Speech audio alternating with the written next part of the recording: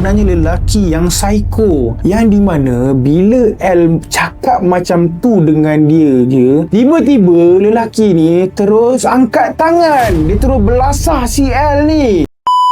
So guys, waktu tu L memang sayang sangat dengan dia ni, dan L pun ikutlah cakap dia. Dia pun berpindah dekat satu rumah ni, yang di mana guys, rumah tu pada awalnya diorang berdua je duduk. Tapi guys, L baru tahu yang lama kelamaan sebenarnya rumah yang diorang duduk ni adalah rumah sewa lelaki guys. Yang di mana lelaki dia tu memang tak bagi tahu dia yang rumah ni ada kawan-kawan yang tinggal lah. Dia tak bagi tahu pun benda tu guys. So guys, nak dijadikan cerita, bila L dah duduk rumah tu dalam 2 bulan, L baru perasan dan tiba-tiba ada orang lain masuk rumah, apa benda semua kan. So L ni bagilah tahu lelaki tu, dia cakap kan, you kata ni rumah you. Tu lelaki dia cakap, I tak cakap ni rumah I, dia cakap ni rumah kongsi, tak apa aja dulu dari sini dengan I. Lepas tu dia cakap, L tu cakap dengan lelaki tu, bukan tak boleh, masalahnya dekat sini tak ada pun perempuan, yang ada perempuan I seorang je. So bila nak dijadikan cerita, lelaki ni sebenarnya psikopat, sebenarnya lelaki yang psycho, yang dimana bila L cakap macam tu dengan dia je, tiba-tiba lelaki ni terus angkat tangan, dia terus belasah si L ni.